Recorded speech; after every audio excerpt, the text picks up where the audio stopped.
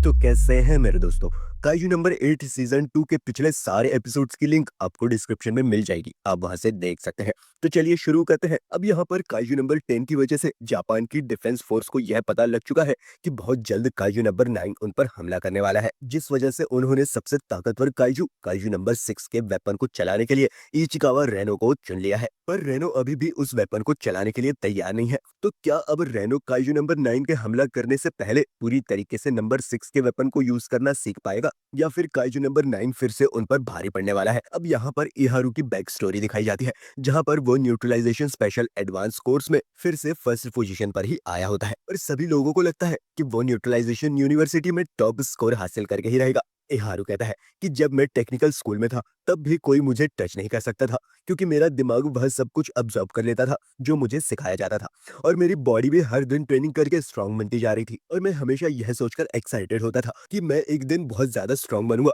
और captain Meena, captain gain और director ईसाओ के लेवल तक पहुंच जाऊंगा, जिस बात पर मुझे पूरा भरोसा था। एंड तभी हमें यह दिखाया जाता है कि यहाँ पर नंबर 6 वेपन को पहनने की वजह से रेनो की बहुत बुरी हालत हो चुकी है, जिसे देखकर एहारू हैरान हो गया था। अब सीन शिफ्ट होता है और हम देखते हैं कि वह दिन आ गया है जहां पर 4th डिवीजन के कैप्टन यूगो यह चेक करने वाले होते हैं कि रेनो नंबर 6 वेपन को पहनने के लिए लायक भी है या फिर नहीं। एंड यहाँ हम देखते हैं कि कई काइजूस को न्यूट्रलाइजेशन जोन में इकट्ठा कर लिया जाता है। तभी यह रेनो का हालचाल पूछने लग जाता है, और सभी लोग उसे बताते हैं कि नंबर 6 वेपन पहनने के बाद रेनो के सारे ऑर्गन सही से काम कर रहे हैं। और हम देखते हैं कि रेनो भी लड़ने के लिए तैयार हो जाता है। ये हारू कहता है तो यह है नंबर 6 का सूट, एंड यह तो अभी एक्टिवेट भी नहीं हुआ है, फिर भी मुझे इसके करीब ऐसा महसूस हो रहा है जैसे कि मैं इसके पास फ्रीज हो जाऊंगा, और मुझे यकीन नहीं हो रहा है कि यह सिर्फ 1 महीने में ही उस कॉम्बैट लेवल पर पहुंच गया है इसमें यह सूट को यूज कर सकता है वो। अब कैप्टन जूगो कहता है कि मैं तो यह दिखाना चाह रहा था कि रियलिटी कितनी मुश्किल होती है, बट रेनो ने हार नहीं मानी। तोको कहती है कि 3rd डिवीजन से जो डेटा मिला था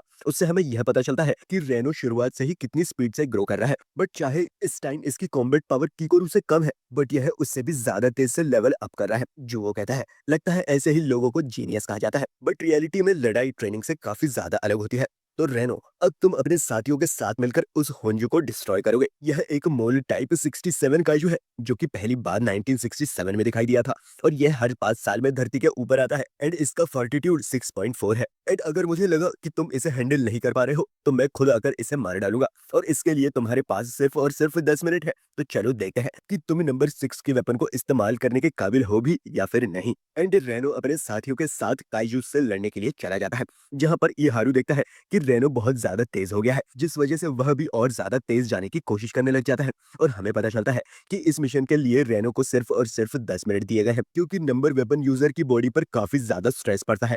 एंड इसीलिए जुगो नहीं चाह रहा होता है कि रेनो 10 मिनट से ज्यादा उस स्ट्रेस को झेले। अब रेनो कम टाइम होने की वजह से ज्यादा तेज हो जाता है, और जैसे ही वह काइजूस पर हमला करना स्टार्ट करता है, वह देखता है कि अपने पैरों से जो निकल रही आइस है वह उसे कंट्रोल नहीं कर पा रहा है, जिस कारण से वो काइजू के हमले से बचते हुए नीचे गिर जाता है। तभी उसके साथी वहां पर उस काइजू को मारने आ जाते हैं। अब इहारू सोच रहा होता है कि मैं इस टाइम लड़ सकता हूँ, क्योंकि मैंने रेनो से वादा किया है कि मैं उसे बचाऊंगा, तो इसीलिए मुझे भी इन काइजूस को संभालना होगा। अब जैसे ही काइजूस का ध्यान इहारू पर जाता है, वैसे ही रेनो फायर करके काइजू को एक तरफ से जमा देता है, और एक ही गोली में वह पूरे काइजू को मार डालता है, जिसे देखकर इहारू हैरान हो जाता है। एंड तभी एक काइजू इहारू पर हमला कर देता है। एंड इहारू मन में सोचने लग जाता है, क्यों आखिरकार मैं उसकी तरह नहीं बन सकता, क्यों मैं काइजू को एक ही बारी में नहीं मार सकता। मेरे सपने सब तब टूटना शुरू हो गए थे जब मैंने डिफेंस फोर्स को ज्वाइन किया।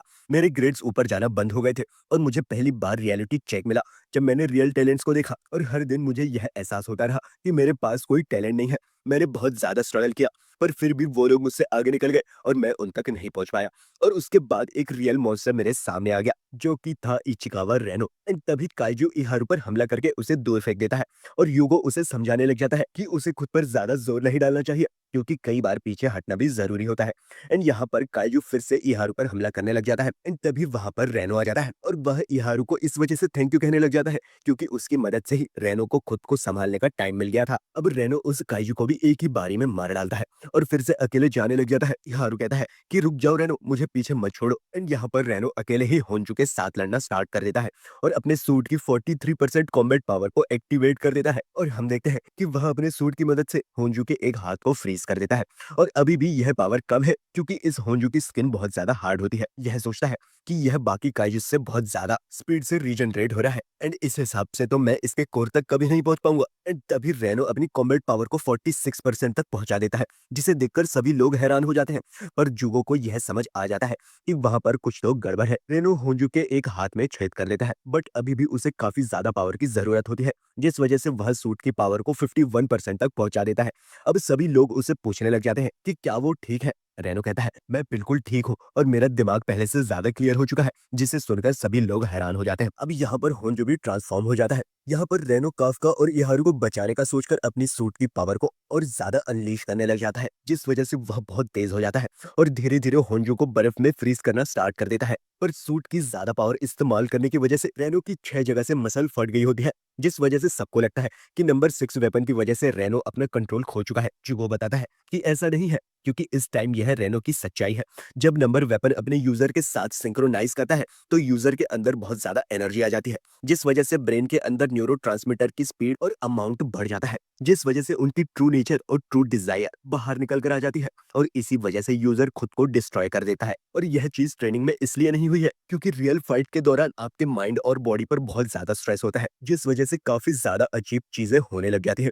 और वैसे भी इस टाइम में रेनो सबसे ज्यादा ताकतवर काइजू से बना हुआ वेपन यूज कर रहा है, तो इसीलिए उसका माइंड और बॉडी के ऊपर जो स्ट्रेस लेवल है वह अलग ही है। एंड अगर रेनो इस सूट को कंट्रोल नहीं कर पाया तो उसे मैं इसे कभी यूज नहीं करने दूंगा। एंड तभी इहारू रेनो की तरफ बढ़ने लग जाता है और उसे इस बात पर बहुत ज्यादा अफसोस होता है कि उस टाइम वो बहुत ज्यादा खुश था जब रेनो पहली बार नंबर 6 वेपन का इस्तेमाल नहीं कर पाया था। एंड यहाँ पर रेनो की पूरी बॉडी दर्द कर रही होती है पर वह फिर भी अपने थॉट्स को कंट्रोल नहीं कर पा रहा था, जिस वजह से उसकी बॉडी अपने आप मूव कर रही होती है और उसकी पावर भी बढ़ती जा रही होती है। तभी रेनो अपने 50 मीटर के रेडियस में सब कुछ फ्रीज कर देता है और सारे काइजूस को मार गिराता है ताकि वह होंजू के साथ आराम से लड़ सके। तभी हम देखते हैं कि होंजू की 35% बॉडी फ्रीज हो चुकी है बट इसी दौरान रेनो की 16 मसल फट चुकी है एंड साथ ही साथ उसकी 4 बोन्स भी फ्रैक्चर हो गई है। एंड यहाँ पर रेनो की टांग भी टूट जाती है, जिस वजह से जुगो रेनो को रुकने के लिए कहता है और कहता है कि वह खुद होंजू से लड़ने के लिए आ रहा है। रेनो सोचने लग जाता है कि मैं बहुत ज्यादा कमजोर हूँ और इसी वजह से मैं दोबारा से हारने वाला हूँ और इस तरह मैं किसी को भी नहीं बचा सकता। लेकिन तभी यहाँ इहारू रेनो की तरफ बढ़ने लग जाता है और वह जुगो से कहता है कि वह उन्हें थोड़ा सा और टाइम दे, बट जुगो उसे वहां से निकलने के लिए कहता है। बट इहारू रेनो को बचाने के लिए अपनी कॉम्बैट पावर से भी ज्यादा तेज भाग रहा होता है, जिसे देखकर जुगो भी हैरान हो जाता है क्योंकि इहारू सिर्फ 24% पावर को ही अनलीश कर सकता था। इहारू कहता है कि रेनो सच में कमाल का बंदा है, वो हमेशा ऑनेस्ट और हार्ड वर्किंग रहा है और उसे हमेशा अपने साथियों की चिंता होती है, जिस वजह से मैं उससे बहुत ज्यादा जेलस हुआ, तो इसलिए मुझे पता है कि यह नंबर 6 वेपन को चला सकता है। एंड तभी इहारू इस आइस की दीवार को तोड़ देता है, जिससे कि वो रेनो के पास पहुंच जाता है और उसे फिर से होश में आने के लिए कहता है। अब रेनो होश में आ जाता है